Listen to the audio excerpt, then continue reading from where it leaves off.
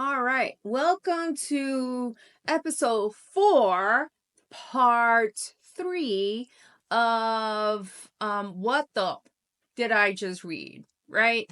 Okay. So this is part 3 to my Carlton reviews. I've already covered Satan's Affair, Haunting Adeline. Let's go into Hunting Adeline. Now, I will tell you right off the bat, if you are a survivor of SA or DV, why am I abbreviating them? Because I don't want to get tagged. This will be a hard read for you, and I may even suggest that you stay away from it. As someone who is self-proclaimed not easily triggered, the DV and the SA definitely brought up some emotions for me. It was definitely brought up some emotions. Did I stop the book? Did I DNF it? No, because it's a Carlton book. And there's definitely going to be more Carlton books in my future because chef's kiss on the ability that she has to be able to mix morally gray and sometimes pretty much crossing into the black situations and forcing you to see it from a point of view where you're just like, I get that. I get that. So now, Hunting Adeline is technically book 2 of the Cat and Mouse series. And something happens at the end of book 1. And I'm not sure if I should say it, but in order for me to be able to do this video, I kind of have to. She gets kidnapped. She's kidnapped and sold into sex trafficking. Oh my God. The heartbreak. The heartbreak I experienced with this. Okay? And honestly, I was like, oh no, not Z. He's gonna have such a hard time. Okay? And then it was just like, oh God, stay strong, Addie, stay strong. It was just it I've got no words. No words. So again, we go to my notes and it says he says, I am going to burn the entire world down until I find her, and I don't care who gets burnt. I repeated this quote to my husband, and he's like, damn straight. I honestly believe that my husband will most definitely burn the world down if something happened to me, because that is who he is. Now, he's not Z, okay? He's not Z. But I hope everyone out there is lucky enough, as I am, to find someone that would commit atrocities to save your life. You know? That's the morally great part. So, Addie finds herself in a sex trafficking house, right? And she's considered the diamond, okay? The diamond. So let's go ahead and read the synopsis of this. The diamond. Death walks alongside me, but the reaper is no match for me. I'm trapped in a world full of monsters dressed as men, and those aren't as they seem. They won't keep me forever. I no longer recognize the person I've become. No shit, Sherlock. I'm pretty sure everyone would become something different. And I am fighting to find my way back to the beast who hunts me in the night. They call me a diamond, but they've only created an angel of death.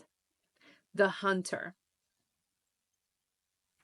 I was born a predator with ruthlessness ingrained in my bones. When what's mine is stolen from me in the night, like a diamond hidden within a fortress, I find that I can no longer contain the beast. Blood will paint the ground as I tear apart this world to find her and bring her back to where she belongs. No one will escape my wrath, especially not those who have betrayed me. Okay. I'm going to do something I didn't do in the other videos. We're going to start with the ratings right now, okay? 4 claw marks for the gore, not as much as before. 1 chili pepper for the spice. And that's just because personally for me, those scenes that happened to her I didn't find them spicy, right? I found them a little difficult to read. So for that, I'm going to give it 5 cringy men. Okay? I warn everyone again, if you are triggered by SA or DV, do not read this book. It is chock full of it. What else is chock full of is, again, people with layers and just truly evil minds. We see a resurgence of Sibby. She's also in Haunting Adeline. I did forget to mention that, but Sibby also comes back in this, helping to look for Adeline.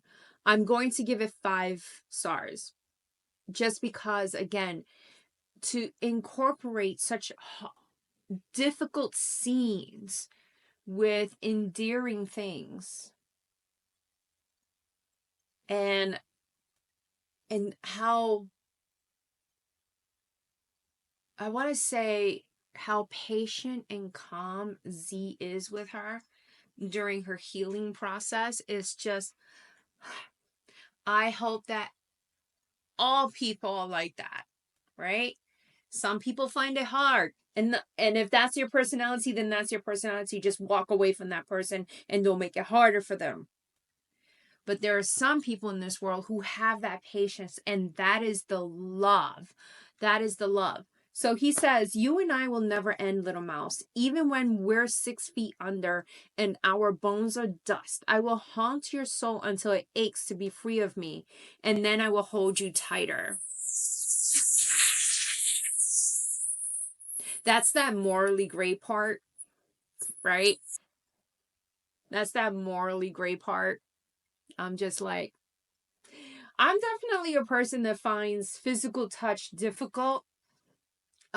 I do have to remind myself that this is what my son and my husband need from me, even though I haven't seen my son in a while. Hopefully soon I get to see him. But for someone to say that to me as a person, even though I find physical touch difficult, I would be like, you know, there's definitely people in this that leave you very angry, very disgusted, because this is the profession they chose and they got rich off of it. But we also find out more about Z's operation and how he works, okay? And the love that he has for it.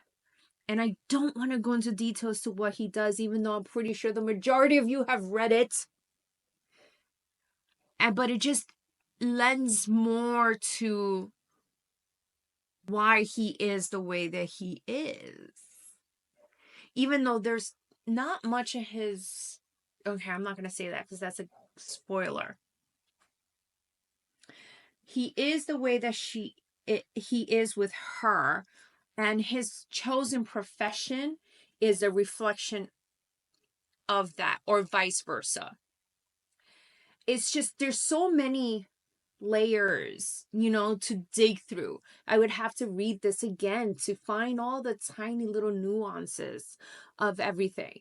And I am most definitely going to do a reread of these 2 books, Haunting and Hunting Adeline, so I can delve deeper into all those little lessons that Carlton wanted to give us.